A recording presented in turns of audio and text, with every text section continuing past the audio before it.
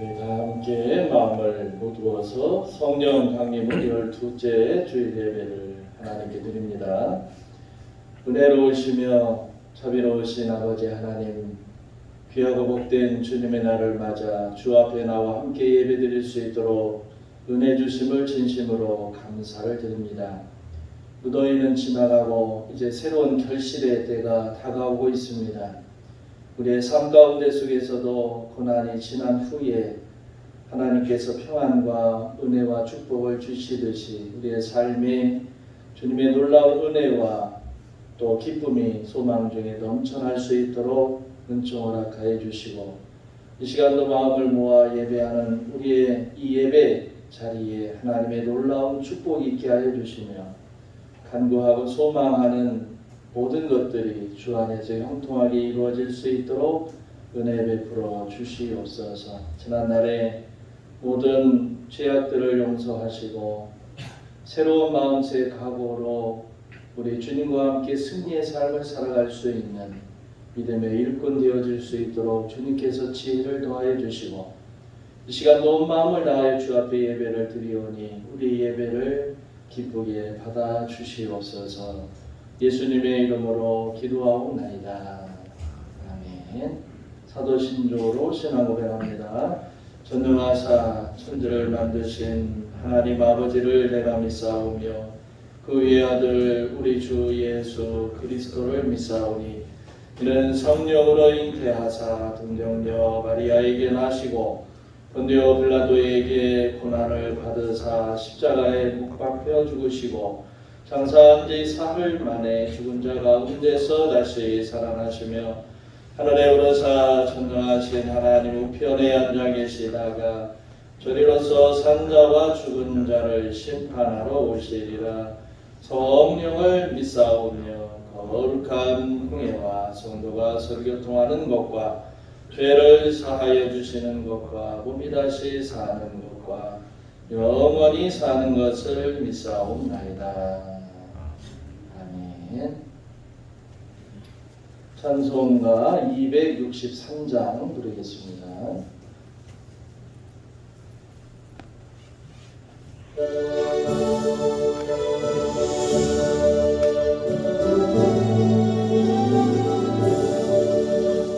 이 세상 엄하고 나 비록 약하나 너를 기도 힘쓰며 큰 권능 얻겠네. 주의 은혜로 대속받아서 이와 같이 붉은 죄 능같이 이기네. 주님의 권능은 한없이 크오니 돌 같은 내 마음 곧 녹여주소서. 주의 은혜로 대속받아서 이와 같이 붉은 죄 능같이 이기네. 내 맘이 약하여 늘 넘어지오니 주 예수 힘주사 거세게 하소서. 주의 은혜로 대속받아서 이와 같이 붉은 죄 능같이 이기네. 죄사함 받은 후 새 사람 되어서 주 앞에 서는 날 늘 찬송하겠네. 주의 은혜로 대속받아서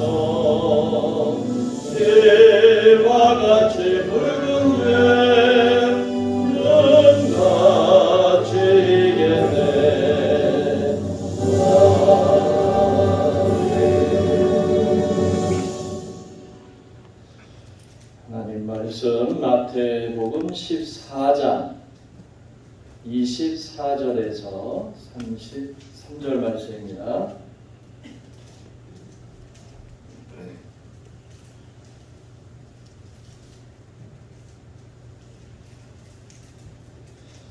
마태복음 14장 24절에서 33절 말씀 한 절씩 교독합니다. 해가 이미 육지에서 술이나 떠나서 바람이 거스림으로 물결로 말미암아 고난을 당하더라. 밤 사경에 예수께서 바다 위로 걸어서 제자들에게 오시되 제자들이 그가 바다 위로 걸어오심을 보고 놀라 유령이라 하며 무서워하여 소리 지르거늘 예수께서 즉시 이르시되 안심하라 나니 두려워하지 말라.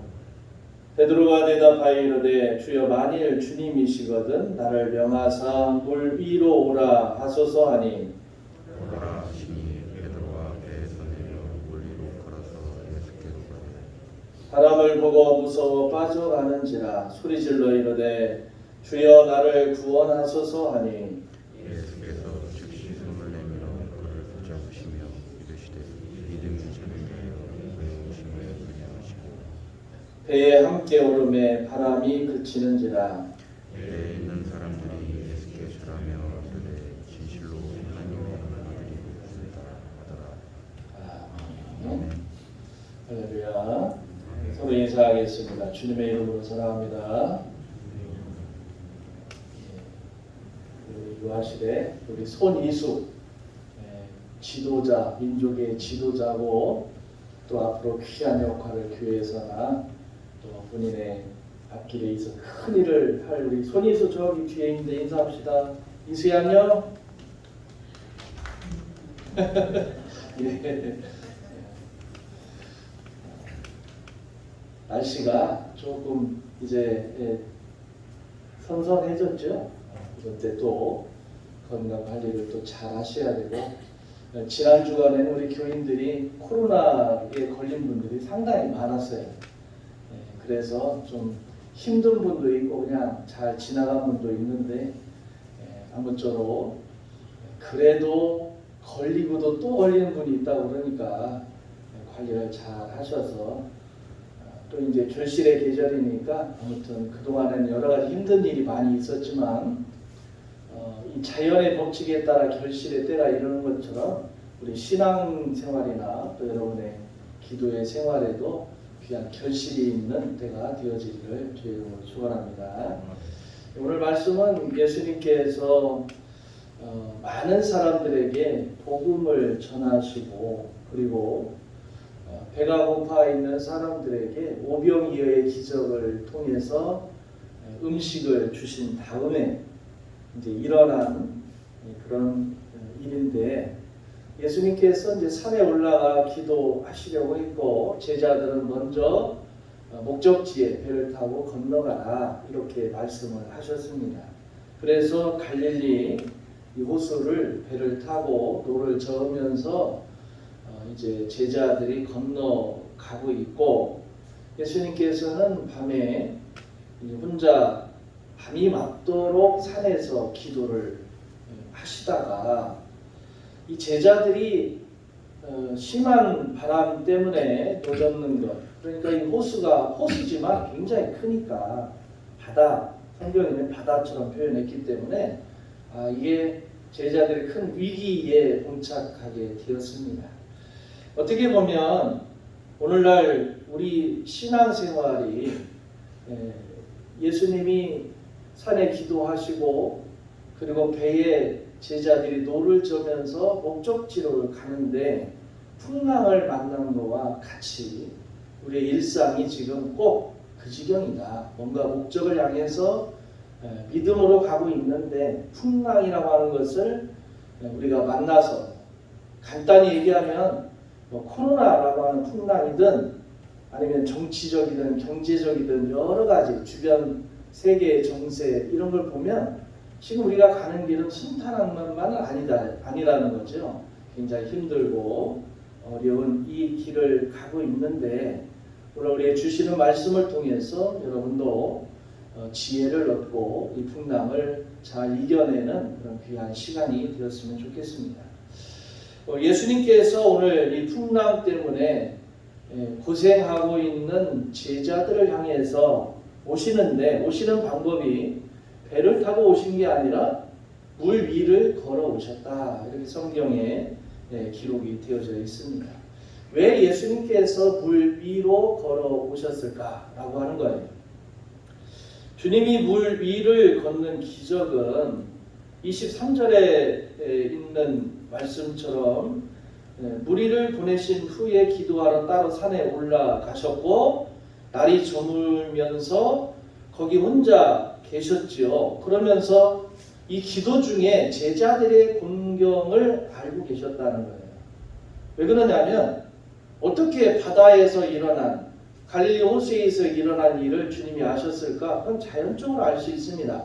산에 올라가서 기도하셨고 풍랑이 일었다면 그냥 물에만 풍랑이 일은 건 아니잖아요. 그 주변 일대가 세찬 바람이 불었다는 겁니다. 그러면 예수님도 산에 기도하시다가 이 세찬 바람을 맞이했고, 이 바람은 곧 배를 저어가는 제자들에게 큰 영향을 미칠 거라고 하는 것을 당연히 아신 겁니다. 그래서 예수님께서 이 물 위로 가시는데, 물 위로 가시는 그 마음은 어떤 마음이냐? 부모와 같은 사랑의 마음이라는 거예요.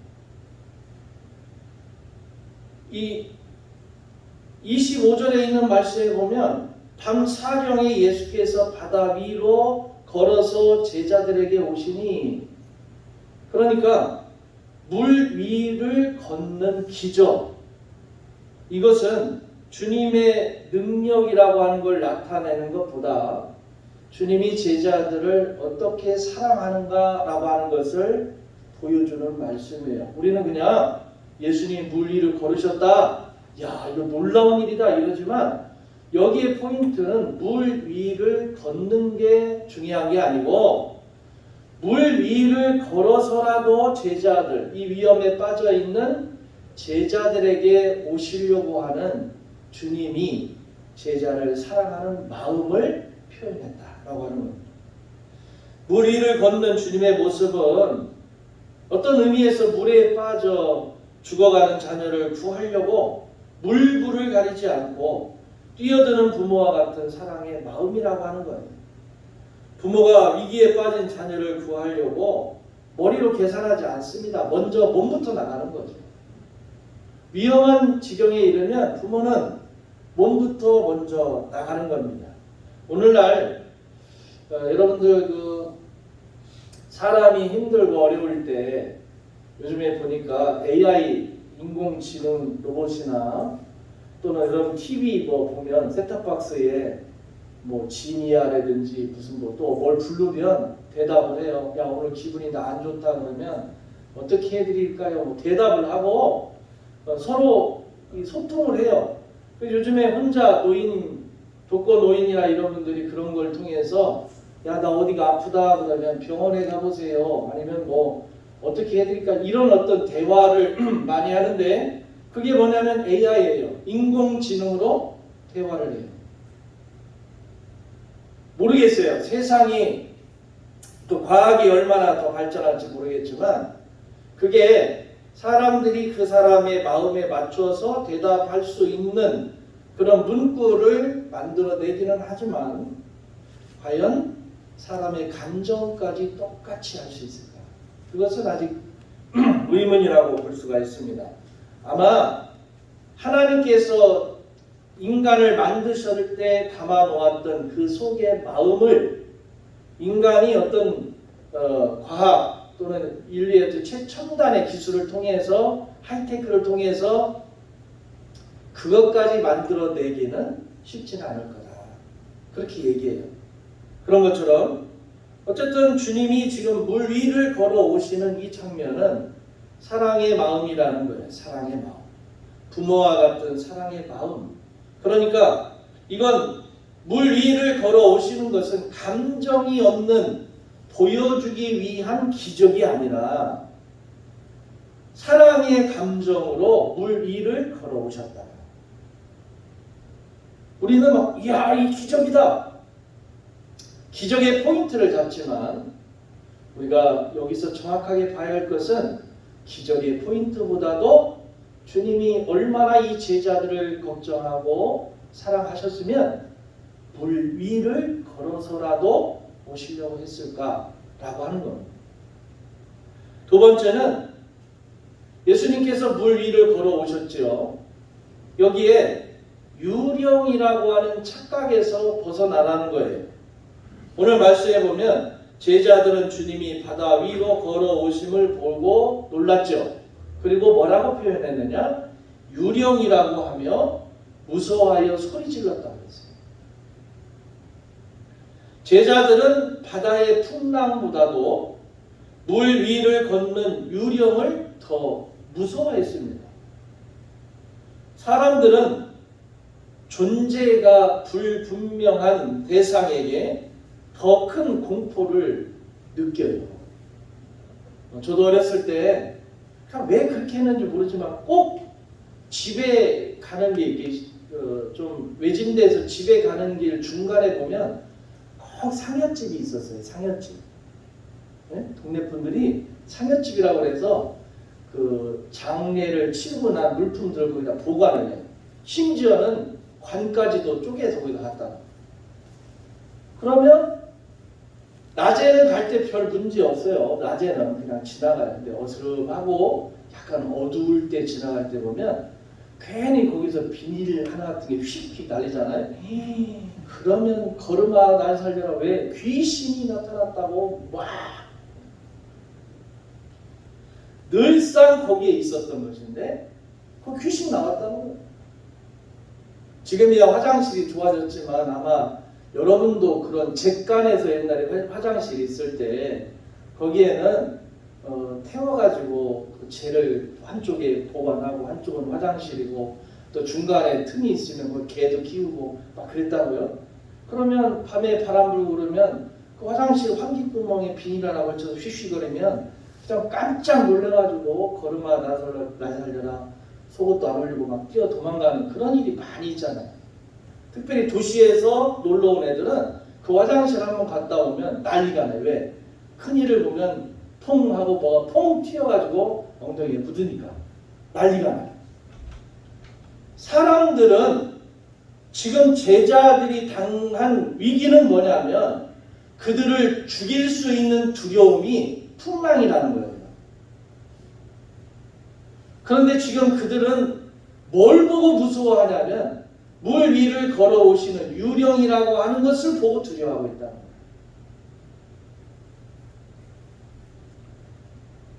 그러니까 예수님께서 유령이라고 하고 있는, 그러니까 착각 속에 있는 제자들에게 말씀하시기를 주님이 안심하라.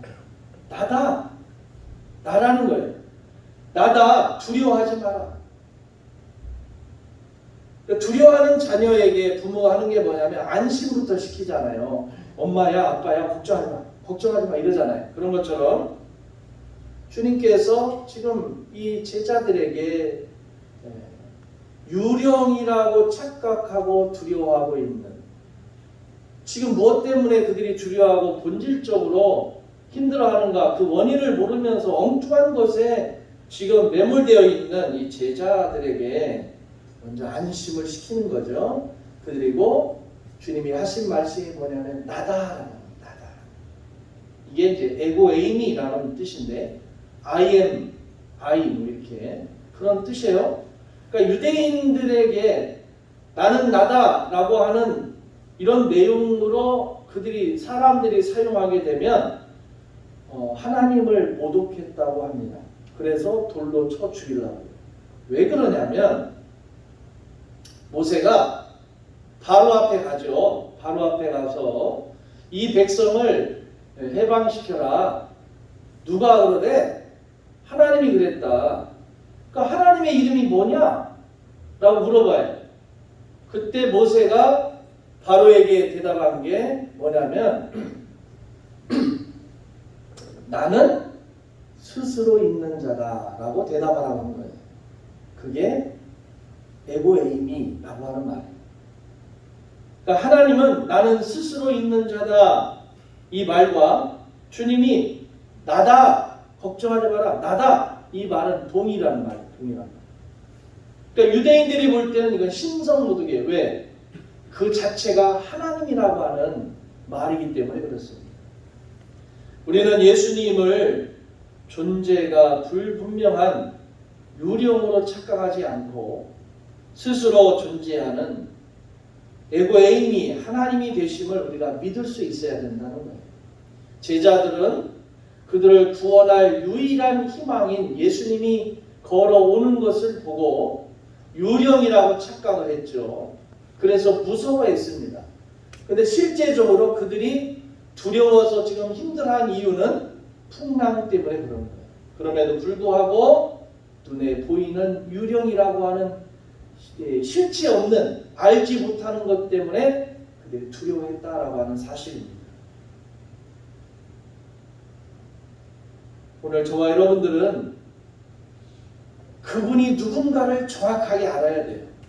우리가 어설프게 아는 것보다 하나님께서 우리를 구원하러 보내신 주님, 그분이 물 위를 걸어오시든 바닷속으로 들어오시든 어떤 상황이든 그분이 우리를 부모와 같은 마음으로 우리를 사랑하시기 때문에 우리를 구원하기 위해서 오시는 그분을 정확하게 인식하면 우리가 두려워서 유령으로 착각하는 게 아니라 하나님의 아들이심을 분명히 깨달을 수 있을 줄로 믿습니다.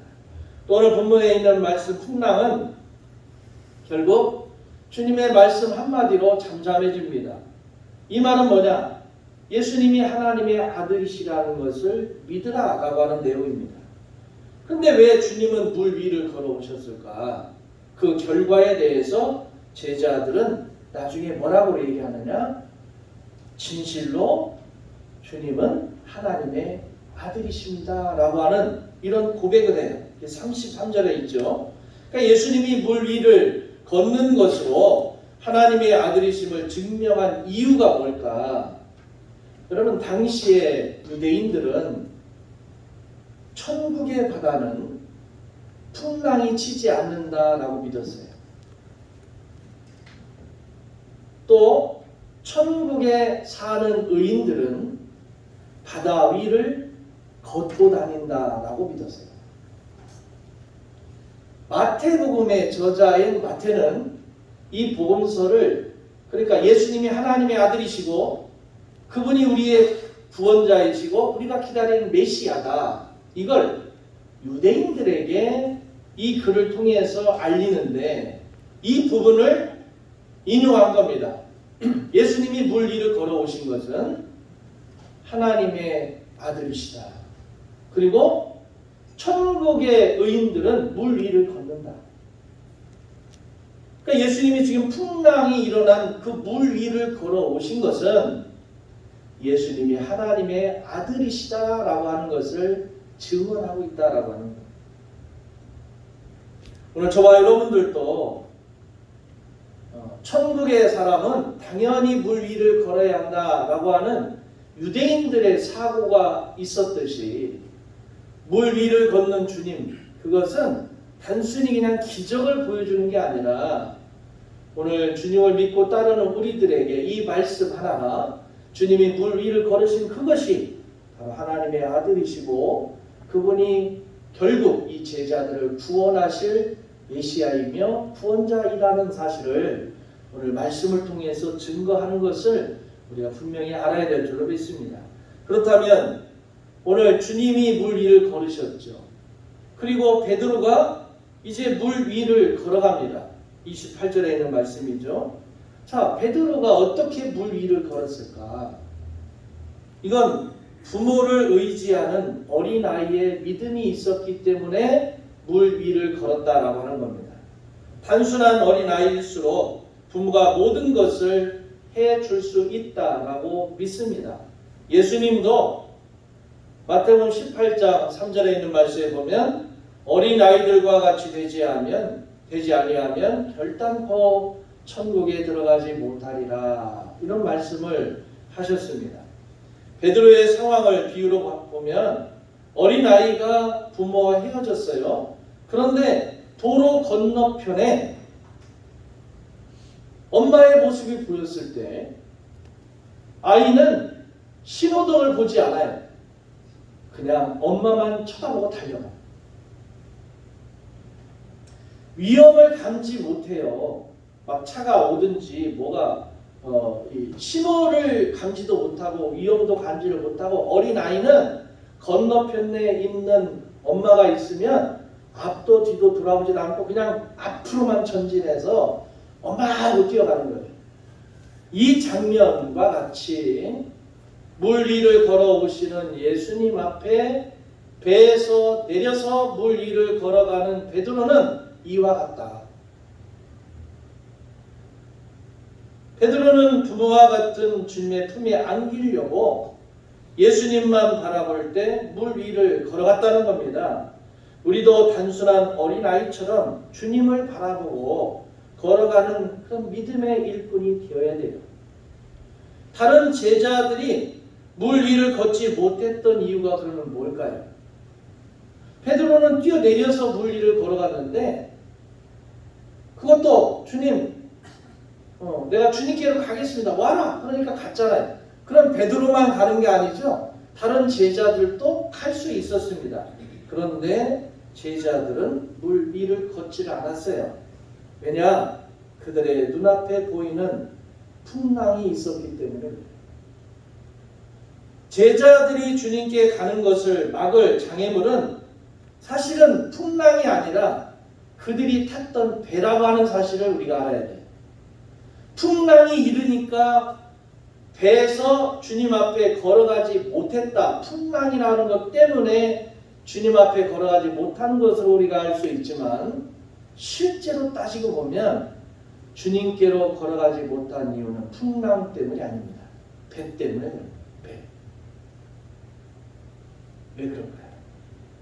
이 배는 이 제자들이 물에 빠져서 죽을 위기에서 자신들을 지킬 유일한 것이기 때문에, 이 배가 뒤집히면 우리는 죽는다.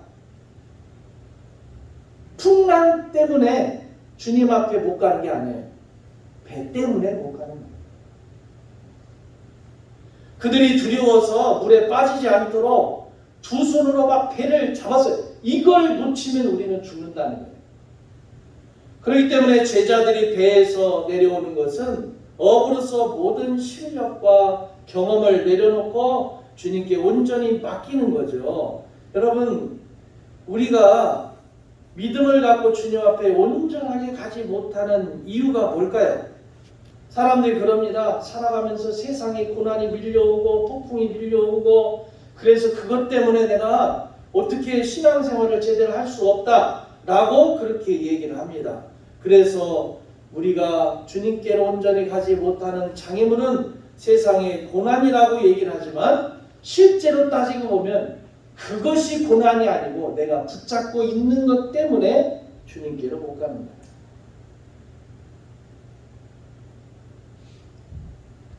우리가 세상에서 의지하며 붙잡고 있는 배에서 내려와 주님, 오직 주님을 바라보며 맡길 수 있다면 우리도 물 위를 걸어갈 수 있습니다.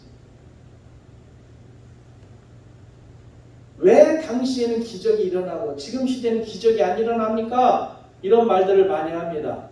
그런데 대부분 다 분석해보면 고난 때문에 그런 게 아니고요.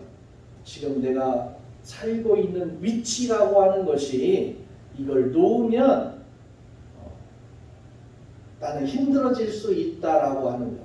그러니까 주님께로 걸어갈 믿음보다도 내가 붙잡고 있는 이것이 더 크다는 거예요. 그래서 능력이 나타나잖아요. 베드로는 주님을 보고 갔잖아요. 제자들은 배에서 내리면 자기들이 죽을 거라고 하는 이 불안감 때문에, 풍랑 때문이 아니라 이 배 때문에 결국에는 주님께로 못 갔잖아요. 자, 베드로가 잘 갑니다. 가다가 물에 빠졌어요. 걸어가다가. 왜 물에 빠졌느냐? 성경은 그럽니다. 주님보다도 바람이 더 무서웠다는 거예요. 우리가 단순한 어린아이처럼 주님을 바라보며 걸을 때는 기뻤는데 생각이 많은 어른이 되면 세상의 바람을 보면서 근심의 바다에 빠지는 거예요. 우리는 생각이 많은 어른이 되어서 주변의 바람을 보며 근심의 바다에 빠지려고 합니다. 그렇기 때문에 베드로처럼 주여 나를 구원하소서 그렇게 기도해야 한다는 거죠. 오늘 본문에서 베드로는 만일의 의심으로 시작해서 바다에 빠지는 의심으로 끝났습니다. 그러나 예수님은 즉시 안심시키는 사랑으로 시작해서 그의 의심에도 불구하고 변함없는 사랑으로 즉시 붙잡아주고 있다라고 하는 사실입니다. 우리도 의심의 풍랑에서 구원받기 위해서 주님의 변함없는 사랑을 즉시 붙잡아 주시기를 늘 기도하며 살아가요. 오늘 말씀에서 제자들이 고난의 풍랑을 해결하려면 무엇이 필요한가라고 하는 겁니다. 오히려 베드로가 물 위를 걷는 사건이 고난의 본질을 잃게 만들 수가 있습니다. 제자들이 만난 고난의 풍랑은 처음부터 끝까지 바람의 문제잖아요. 바람의 문제. 그렇기 때문에 베드로가 어떻게 물 위를 걸었느냐라고 하는 것보다 어떻게 바람을 멈추었는가라고 하는 것이 더 중요하다는 겁니다. 마태복음에 보면 예수님이 바다의 풍랑을 잠잠하게 하는 말씀이 2번 나와요. 먼저는 제자들이 고난의 풍랑을 만났을 때 마태복음 8장 25절에 보면 예수님이 피곤해가지고 배 한쪽에서 베개 담아 보물을 베고 주무시고 있었다는 거죠. 그때 풍랑이 일었습니다. 이때 예수님께서 말씀으로 바람과 바다를 꾸짖으니까 아주 잔잔하게 되었다. 이게 마태복음 8장 26절에 나와 있어요. 우리 안에 잠자고 있는 예수님을 깨워서 주님이 말씀하실 때 세상의 바람이 잠잠해진다라고 하는 사실입니다. 오늘날 우리에게 고난의 풍랑이 멈추지 않는 이유가 뭐냐면 어쩌면 이 풍랑이 일고 있는 이 삶 속에서 내 안에 주무시는 주님을 깨우지 않은 이유가 될 수도 있다는 거예요. 주님의 말씀이 전혀 들리지 않는 겁니다. 그렇기 때문에 우리 안에 잠들어 있는 예수님을 깨워서 주의 말씀하심으로 모든 고난의 풍랑이 잠잠하게 되기를 소망해야 돼요. 또 하나는 오늘 말씀에서 제자들이 고난의 풍랑을 만났을 때 예수님이 배에 함께 오름에 바람이 그쳤다라고 했습니다. 예수님이 내 안에 들어와서 함께 할 때 세상에 바람이 잠잠해지는 거예요. 오늘날 우리에게 고난의 풍랑이 멈추지 않는다면 예수님이 내 안에 들어와서 함께하는 신앙이 아닌지를 돌아봐야 한다라고 하는 사실입니다. 만약 예수님이 우리 안에 함께하지 않는다면 의심의 풍랑이 눈을 가려서 주님의 존재가 불분명한 유령처럼 보이는 거예요. 그렇기 때문에 예수님이 내 안에 들어와서 스스로 존재하는 나다. 에고 에이미라고 하는 하나님이 함께 하심으로 모든 의심의 풍랑이 잠잠하게 되는 그런 축복을 우리가 받아야 합니다. 사람들은 기적을 바라보며 놀랍니다. 사람들은 고난의 풍랑을 볼 때 놀랍니다. 이걸 봐도 놀라고 저걸 봐도 놀라요. 중요한 것은 주님이 어쨌든 우리가 살아가는 가운데 속에서 어려움과 힘듦이 있을 때 주님은 찾아오신다는 겁니다. 그 찾아오시는 것이 사람들이 알지 못해서 놀라서 유령이라고 하고 이 풍랑 때문에 우리가 힘들어하는 게 아니라 내가 붙잡고 있는 것 때문에 더 이상 신앙의 진보가 없는 이때에 분명하게 오늘 주시는 말씀을 통해서 우리가 깨달아야 할 것은 내 안에 계시는 주님을 깨워야 한다는 것. 또 오늘 나를 위해서 걸어오시는 그 주님을 유령으로 착각하지 말라는 것. 또 하나는 오늘 우리가 붙잡고 있는 것, 그것이 나를 구원할 것처럼 보여지지만 오히려 퇴보되는 그런 삶이 되어질 수 있다라고 하는 걸 기억하시고 오늘 어린아이의 심정처럼 엄마를 바라봤을 때 뛰어가는 것처럼 우리의 믿음이 나다 두려워하지 말라라고 말씀하시는 우리 주님을 온전히 바라보고 이 어려운 풍랑과 고난의 시절에서 여러분들이 온전하게 해방받고 구원받고 또 아픔을 치유받는 그런 복된 시간들이 다 되어주시기를 주의 이름으로 축원합니다. 기도하겠습니다. 사랑이 많으신 하나님 아버지 감사합니다. 오늘 또 우리를 사랑하시고 우리와 함께 하시고 우리를 지키시기 원하는 주님을 온전히 바라보고 참으로 세상을 볼 때는 주변의 여러 가지 환경의 문제를 바라볼 때 우리가 평안할 날이 없습니다. 근심되고 염려되는 그런 부분들이 너무나 많이 있지만 그럼에도 우리를 구원하시고 우리를 평안하게 하실 우리를 위해서 그 일을 걸어오시는 그 주님을 온전히 알아보게 하시고 그분과 함께 진정한 승리를 누릴 수 있도록 은혜 베풀어 주시옵소서. 예수님의 이름으로 기도하옵나이다. 아멘. 찬송가 218장 부르면서 준비한 예물 하나님께 드립니다.